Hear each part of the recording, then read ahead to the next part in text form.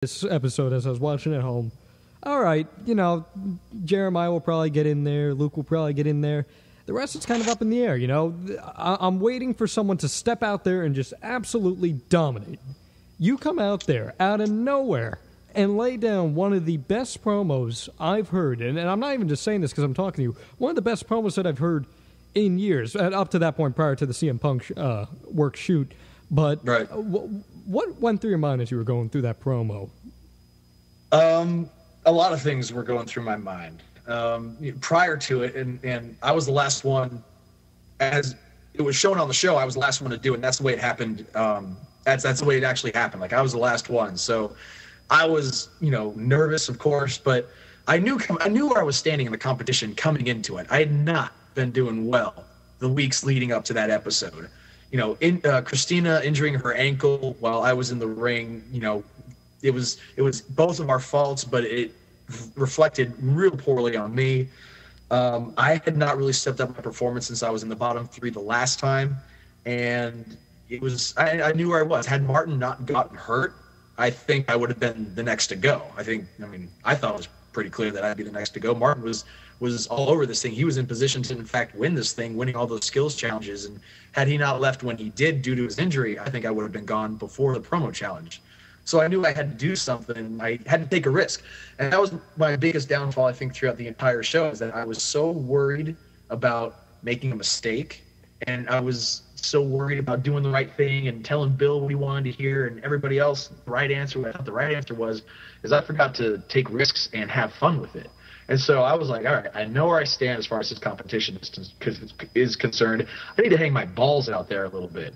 And so I came up with that promo because it was exactly what I was feeling. It was straight from the heart, and I was frustrated with how I was doing. I was frustrated with how the trainers were treating me. I'm like, I can't just be like, I got to speak from the heart, because the best promos are the ones that come from the heart. And that's what I did. And, when I put that mic down and walked out of the ring, I felt pretty damn good about it. And, I looked at Bill a little bit longer than I otherwise would have had I felt like I'd not hit a home run. And as I walked out, I was just like, I felt like I did what I had to do.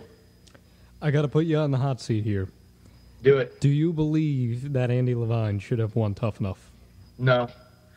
If it came down to Andy and Luke, as it did, I would have picked Luke, because he, like you said, he's just such a natural heel that he already has this rapport with the fans. The fans already hate him, and he's easy to hate. He really is very easy to hate.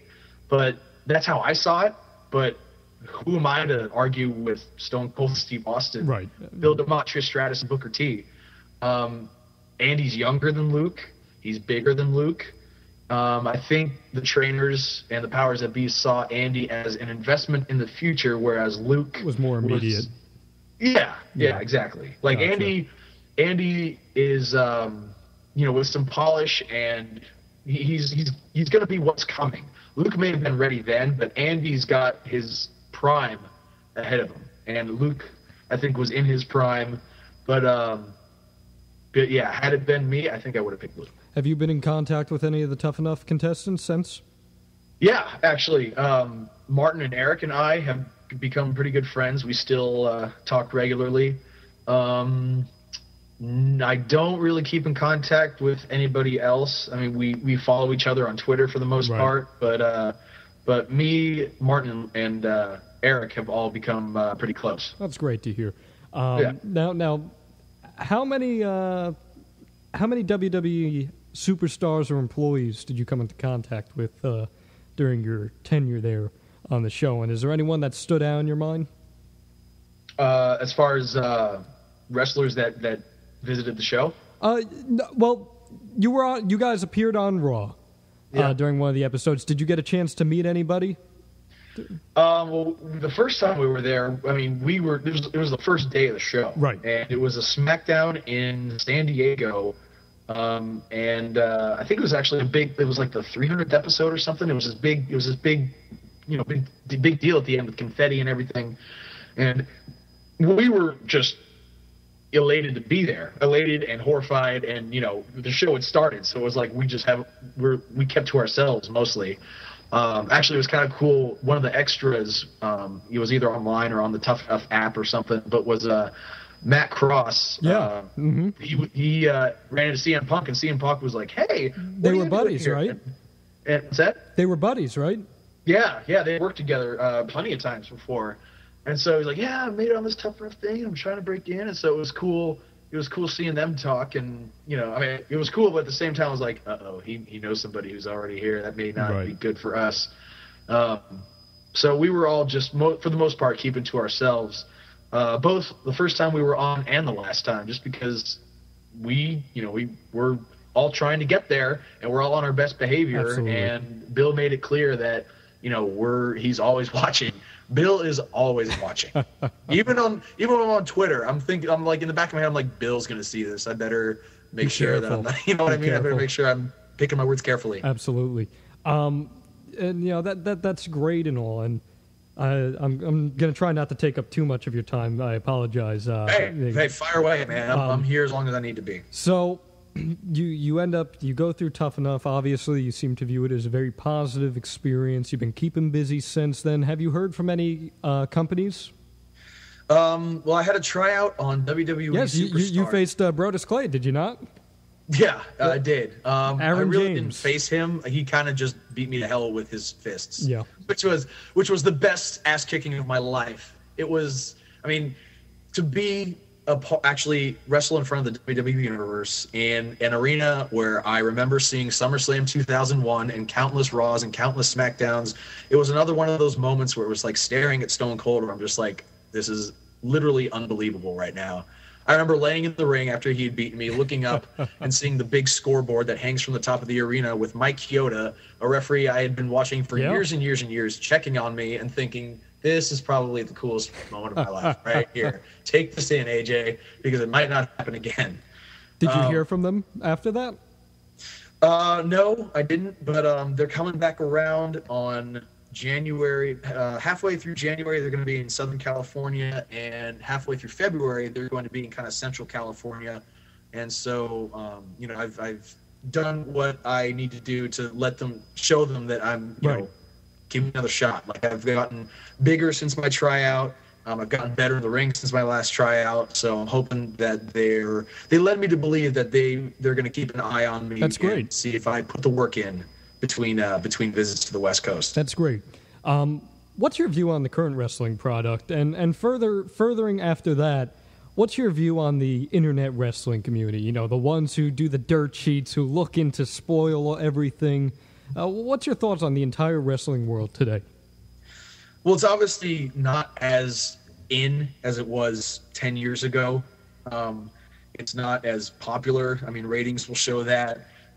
Business is just not as good as it used to be, and like everything else, it's cyclical. Wrestling had its golden age in the 80s and the Attitude Era in the late 90s, early 2000s, and I think it's just a matter of finding that right person to play that right character that is going to get everybody not just interested, but compelled and intrigued and mystified by wrestling again.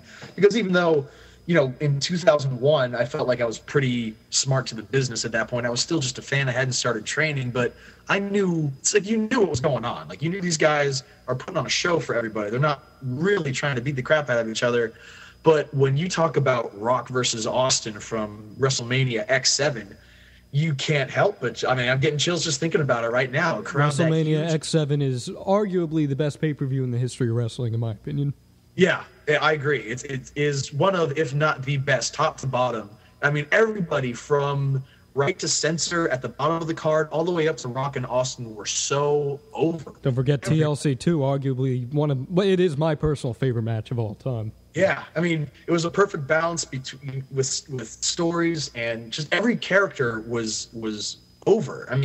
Even prior to 2001, back when Attitude was just really chugging along, you had guys who were undercard or mid-card guys like Too Cool, The Godfather, and then you had guys like Kane and Taker who were always up towards the upper. Everybody was just over with everybody, with the crowd, and the crowd identified with everybody.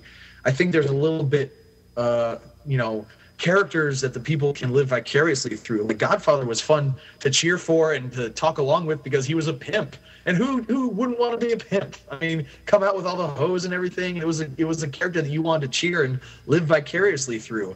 I don't think there's a lot of characters right now that wrestling fans look at and think, man, I wish I were that guy. And I want to cheer that guy because I believe in what that guy stands for, which is why I think Stone Cold is Vince McMahon's words, the greatest WWE superstar of all time, is because he was the right guy to play that Stone Cold Steve Austin character, but that character stood for something. It wasn't just because he drank beer and flipped the bird. It was because he hated his boss and he was anti-authority. And it's something that people not only identified with, but wish they could be. And again, they're looking at a lot of the WWE superstars now. I think the casual wrestling fan, there aren't a lot of guys where it's like, man, I wish I were that guy. Look what that guy's doing. Like that. I wish that could be me. What are your thoughts on the TNA product? I don't watch a great deal of it. And, the